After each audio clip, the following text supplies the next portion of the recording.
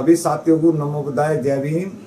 आज हमारे साथ गाजियाबाद की एक आन बान और शान, बहुत ज्ञानी, संविधान के ज्ञाता आदरणीय रतन लाल कैन, सर कैन नाम है ना, रतन सिंह एडवोकेट हैं, जो गाजियाबाद के अंदर बहुत चर्चित, यानी कि गाजियाबाद में जो नाम सबसे पहले शान में दिया जाता है वो साहब का ही है।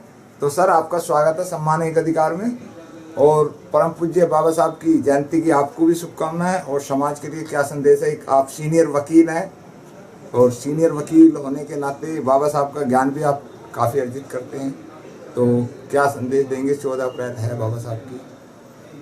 14 अप्रैल में मैं केवल यही संदेश दूंगा कि शिक्षा जो सबसे महत्वपूर्ण है जी, सभी लोग अपने बच्चों को पढ़ाएं, लिखाएं और अच्छी तरह से अच्छे स्कूलों में भेजने का प्रयास करें, क्योंकि अभी व्यवस्था बदल गई है।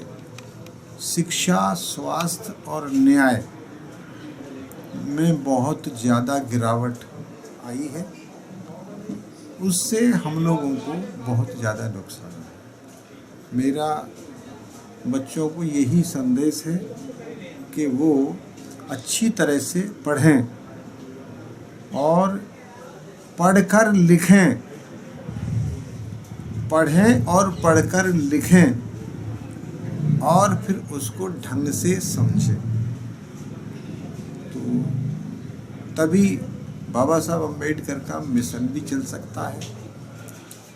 क्योंकि बाबा साहब अम्बेडकर ने यही हमको संदेश दिया था कि अच्छी शिक्षा ग्रहण करो और आगे बढ़ो। बस यही है। सर मैं कुछ सवाल आपसे कर सकता हूँ? बाबा साहब ने 3 मंत्र दिए हैं, शिक्षित बनो, संगठित रहो, संघर्ष करो। और आप एक सीनियर वकील हैं, गाजियाबाद में सबसे वकीलों में सबसे पहला नाम आप ही का आता है, तो इसका हम पे और दूसरे लोगों पर क्या फर्क पड़ा?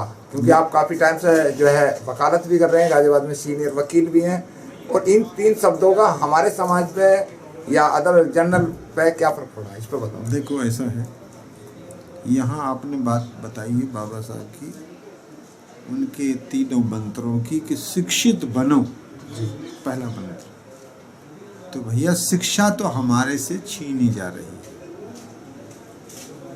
हमसे शिक्षा छीनी जा रही है।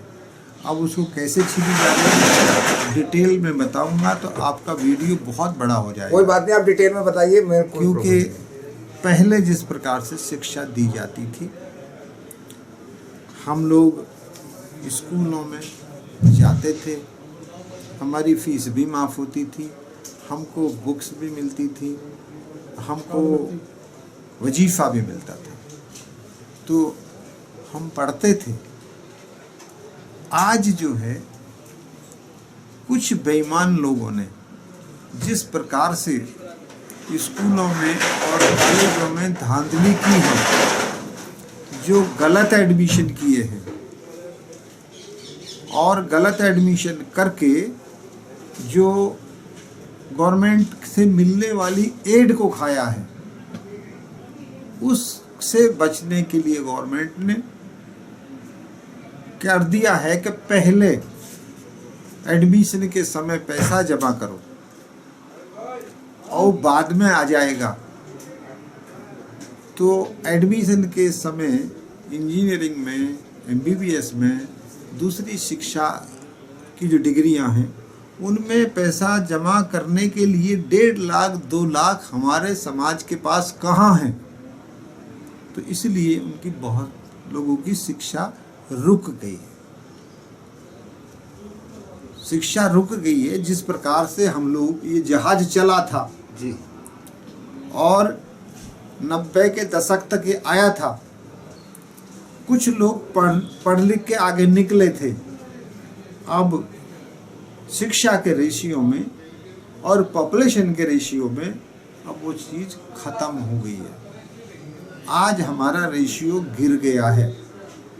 पॉपुलेशन के हिसाब से जैसे हमारी शिक्षा बढ़नी चाहिए, आज वो रेशियो गिर गया है। आज हमारे बच्चे पढ़ लिख कर भी बेरोजगार हो रहे हैं, पढ़ लिख के बेरोजगार हो रहे हैं, किसी को काम नहीं मिल रहा। और यही एक जो है जिनको हम तरह तरह की बातें करते हैं, ये उनका यही काम था कि भाई किसी ना किसी तरीके से इनकी शिक्षा छीन लो। वो छीन रहे हैं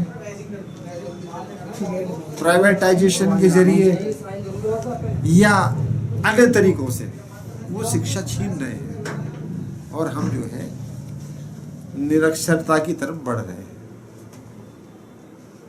जब तक हमारे पास शिक्षा नहीं होगी हम आगे नहीं बढ़ सकते। अब आपका जो है संगठन वाली बात बताएं। संगठन वाली जहां तक बात है, संगठन तो अब हमारे बीच में है ही नहीं। छोटे छोटे ग्रुप बना के, छोटे छोटे पार्टियां बना करके, छोटे छोटे संगठन बना करके लोग उसके नेता बने हुए हैं, जबकि वो संगठन की परिभाषा तक भी नहीं जानते। हम एक दूसरे का सम्मान करने को तैयार नहीं है, केवल हम एक दूसरे की आलोचना कर रहे हैं। तो जो थोड़ा बहुत संगठन बना हुआ है, कहीं भी बना है, किसी भी स्तर पर बना हुआ है, किसी भी तरह का बना हुआ है, चाहे सामाजिक हो, चाहे राजनीतिक हो, चाहे धार्मिक हो, वो बिगड़ता जा रहा है। तो संगठन नाम का जो मूल मंत्र है बाबा साहब का, उसका बहुत अच्छी तरह से हमारे समाज के लोगों ने फजीता किया है। संघर्ष किससे करें? बाकी अब संघर्ष की बात है, हमारे हिस्से में केवल संघर्ष ही आता है जी। संघर्ष करते समय अभी हमारा स्थिति बदल जानी चाहिए थी, वो नहीं बदल पा रही है। हमको केवल संघर्ष ही मिला है और आगे भी हमारी परिस्थितियां ऐसी कर दी गई हैं कि संघर्ष ही करते रहो। मगर हम तो बाबा साहब अम्बेडकर के सिपाही हैं, हम तो ये कहेंगे कि बिना संघर्ष करे कोई चीज हासिल नहीं हो सकती। इसलिए हम सर मैं एक क्वेश्चन करवा, क्योंकि आप ज्ञाता भी हैं और पॉलिटिक्स में भी आप शायद रहे हैं, आपने पॉलिटिक्स भी करी है ना कुछ? कौन सी पार्टी में रहे आप? मैं बीएसपी से भी इलेक्शन लड़ा था। कौन सा? बीएसपी में भी रहा था। चुनाव कौन सा लड़े थे आप? विधायक का चुनाव लड़ा था मैं। कहाँ से? गाजियाबाद विधानसभा क्षेत्र था पहले। अच्छा जी। इससे गाजियाबाद से लड़ा था, फिर लोकसभा का चुनाव भी लड़ा था मैंने। जी जी। हापुड़ लोकसभा से। जी जी। लेकिन वो बीएसपी से नहीं था। जी जी। ठीक है ना, चुनाव लोकसभा से। आज तक देश की आज़ाद होने के बाद, संविधान लागू होने के बाद जो 1932 में पूना पैक्ट हुआ था, उस पूना पैक्ट पे ना तो किसी पार्टी ने काम करा, ना किसी नेता ने लोगों को बताया। आज जबकि अभी अगले महीने से चुनाव हैं, 11 तारीख से हमारे यहाँ गाजियाबाद का है चुनाव, तो गाजियाबाद या शहर के लोगों को पूना पैक्ट के विषय में जो जन्नत सीट पे हम जबरदस्ती लोगों को वोट दे रहे हैं, जबकि हमें कोई वोट नहीं देता, तो उस पर हमारे लोग फाइट क्यों नहीं करते? एससी सीट पे ही क्यों करते, रिजर्व सीट पे? देखो ऐसा है कि पहले तो मैं आपको बता दूं लोगों का व्यू। जी। बाबा साहब अम्बेडकर ने इतना अच्छा संविधान बनाया है जी, लेकिन वो संविधान अच्छे लोगों के हाथ में नहीं गया। जी। बाबा साहब के संविधान को लोगों ने अभी तक पॉजिटिव वे में, संविधान के जो प्रोविजन है उनको पॉजिटिव वे में नहीं पढ़ा जी, उसमें नेगेटिविटी निकालने की कोशिश करते हैं। जी जी। ये हमें देखने में आया है जी। बाकी संविधान में जो प्रोविजन है, यदि उसका कुछ पोर्शन भी मानकर लोग चलने लगे जी, तो देश में किसी चीज की कमी नहीं रहेगी। देश जो है बिल्कुल सोने की चिड़िया था और सोने की चिड़िया बन जाएगा। इतना सब कुछ है। अब यहाँ मैं अगर पॉलिटिकली कुछ कहने की कोशिश करूँगा तो वो ठीक नहीं समझता। मैं इस वक्त देश में मेरा कहना ये था सर, आप दो शब्द मेरे सुन लें कि जनरल सीट पर हम दूसरे लोगों को वोटिंग करते हैं, जबकि हमारी फुल आबादी होने के बाद भी दूसरा कैंडिडेट हमारे ऊपर आता है कि भाई यहाँ ऐसी वोट है और ये हमें मिलेंगी। हमारे लोग जो फाइट करते हैं चुनाव में, चाहे वो कोई सा भी चुनाव हो, वो रिजर्व सीट पे ही क्यों करते हैं, जनरल सीट पे क्यों नहीं करते, जब हम लोगों की हमारा वोटिंग है, वोट का अधिकार दिया बाबा साहब ने। देखो भाई, हाँ मैं तो जनरल सीट में विश्वास करता हूँ। हाँ, इस पे बताएं आप, लोगों को विस्तार से बताएं ताकि लोग समझ सकें। नहीं, मैं बुद्ध प्रिय मौर्य हाँ का शिष्य हूँ। जी, बुद्ध प्रिय मौर्य जनरल सीट पे लड़ते थे। जी, बुद्ध प्रिय मौर्य जनरल सीट पे जी, लड़ते जी, थे। जी, अभी उनकी किताब भी आ चुकी है ना। जी, जी। तो मैं रिजर्वेशन की सीट पे लड़ रहा। रिजर्वेशन की सीट तो सिर्फ इसलिए है जी कि किसी तरह से ये लोग, कुछ लोग पहुंच जाएं और रिजर्वेशन की सीट पर लड़ने वाला व्यक्ति तो अपनी बात नहीं कह पाता, क्योंकि वो दूसरे लोगों के वोट के इशारे पर जाता है। जी जी, दूसरे लोगों के, हाँ जी, हाँ जी, और वो लोग उसको बनाते हैं जी, MP MLA या नगर निगम में या कहीं भी जो है ना, किसी भी स्तर पर हाँ हाँ उसको बनाते हैं जो उनका, जी, उनकी, जिसके हाथ में उनकी लगाम हो। जी, जैसे जिनकी बाबा साहब और जगजीवन राम का चुनाव हुआ करता था। नहीं, जिसकी लगाम उनके हाथ में हो वो उसको भेजते हैं, तो वो कह ही नहीं सकता अपनी बात। और बिल्कुल बड़ी सी बात अगर कह दी जाए तो इसमें कोई अतिशयोक्ति नहीं होगी। आज जो कुछ भी चल रहा है देश में, अगर रिजर्वेशन की सीट वाले ही एक बार को ये कह दें, किसी भी बार को ये कह दें कि भाई हम यहाँ तैयार नहीं है, हाँ सरकार की इस बात से तैयार नहीं है, जी, तो सरकार एकदम से हिल जाएगी। जी, चाहे तो यहाँ उत्तर प्रदेश की सरकार हो या केंद्र सरकार हो। हाँ जी, हाँ जी, लेकिन समस्या ये है कि रिजर्वेशन की सीट पर जीतने वाले ही कुछ नहीं कहते। जी जी, ये सबसे बड़ी बात है। और जनरल सीट में तो लड़ने वाला जनरल होता है, जी, वो हारे या जीते, हाँ जी, अरे अपनी बात तो कहता है। हाँ जी, हाँ जी, नेता जीतने वाला ही नहीं होता, जी, नेता हारने वाला भी होता है। हाँ जी, हार कर भी नेता ही होता है वो। और जनरल सीट पे तो जनरल की तरह लड़ता है।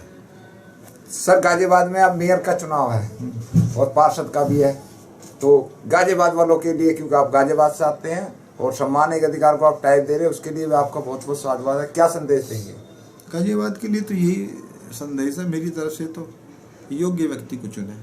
कौन हो सकता है वो? सभी योग्य होते, सभी पार्टियां उतारेंगी? ना ना ना ना, ना। आप गाजियाबाद की आन बान और शान है, काफी ज्ञान भी रखते हैं, लोगों में पुराने नेता भी हैं, सब कुछ है। हम लोगों की सबसे ज्यादा आबादी होने के बाद गाजियाबाद में बीजेपी क्यों जीतती है? देखो, मैं पार्टी बेस पर कुछ नहीं कहूँगा। आपसे पार्टी बेस का हम नाम ही नहीं ले रहे। पार्टी बेस पर मैं कुछ नहीं कहूँगा। अब मैं अपनी बात पर आता हूँ जी। कल परसों के अखबार में DM साहब की एक विज्ञप्ति आई थी जी, 15 तारीख तक अपने वोट बनवा लें जी, जिनके वोट नहीं हैं या जिनकी उम्र 18 साल हो गई है, वो वोट बनवा लें। मैंने अपनी तरफ से जो हमारी काउंसिल है जी, उसके लेटर हेड पर एक अपील डाली है जी, कि भाई कम से कम अपना वोट तो बनवा लो। जी, जो इस लायक नहीं है कि अप्रोच नहीं कर सके, जानते नहीं है इस बारे में, उनकी मदद कर दो। मैंने तो कहा बड़ा क्लियर कि भाई ऐसे जितने भर भी लोग आएंगे, मैं फ्री ऑफ कॉस्ट यानी बिना किसी चार्ज के उनका पेपर वर्क करवाऊंगा। वो दिखा दीजिए आप, जो वो है लेटर।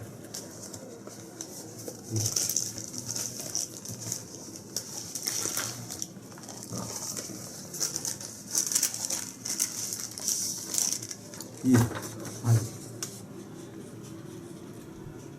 ठीक है सर, आप पढ़ के बता दो इसे, बस अपनी तरफ से पढ़ के बता दीजिए। वो देख लिया हमने, पढ़ के बता दीजिए। पढ़ने के लिए तुम्हें चश्मे लगाने पड़ेंगे। ये तो मोटा मोटा ही बता दीजिए आप।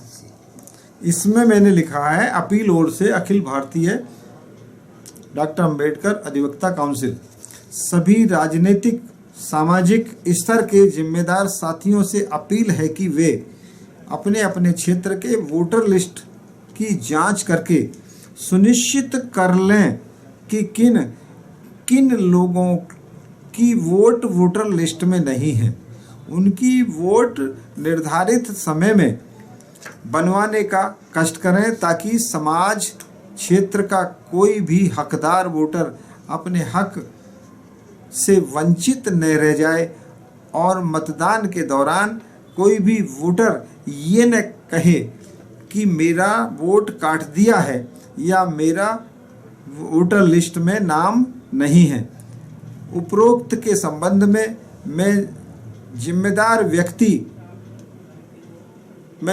व्यक्ति नैतिकता से कार्य करें ताकि बाबा साहब भीमराव अंबेडकर जी के मिशन को आगे बढ़ाया जा सके। ये तो मैंने कुछ कट गया ना बोलने में, कोई बात नहीं, उसे हम कर ठीक है ना। इसे मैं ले लूँ? हैं? इसकी फोटोकॉपी करा के दे। चलो कोई बात नहीं, हम फोटो खींच लेंगे, कोई दिक्कत नहीं। तो सर आखिरी आप 132वीं जयंती समाज को कहाँ तक उन्नति पर देख रहे हैं, इस पर बता दें। देखिए, बाबा साहब की विज्ञप्ति और जयंती बनाने का तो एक ही फायदा है, यदि हम उनकी बात को माने और उनके मिशन को बढ़ाएं तो जयंती मनाने का फायदा है, अन्यथा नहीं। बहुत बहुत साधुवाद। ये थे हमारे साथ रतन सिंह जी, गाजियाबाद से वरिष्ठ वकील हैं हमारे और ज्ञाता हैं। और साथियों में खुशी की बात बता दूं आपको कि बाबा साहब की 132वीं जयंती के बाद यानी कि बुद्ध पूर्णिमा के बाद हम संविधान का चैप्टर चलाएंगे, पूरा का पूरा संविधान। वकील साहब एक एक चैप्टर को उतारेंगे और उसे हम आपको दिखाएंगे। जो भी हमारे स्टूडेंट हैं जो लॉ कर रहे हैं उनके लिए वो बहुत ही अच्छा ज्ञान का वो भंडार होगा। तो सर आपका धन्यवाद। नमो बुद्धाय, जय भीम।